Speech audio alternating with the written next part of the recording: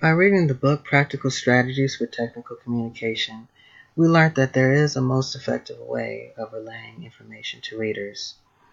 So we use clear, informative paragraphs, divide long paragraphs into short paragraphs, keep grammar use correct in sentences as far as avoiding sentence fragments, comma splices, run-on sentences, knowing where to put periods and commas and semicolons, and structure effective sentences by using lists, bullet points for important information, and short sentence links to keep the reader's attention.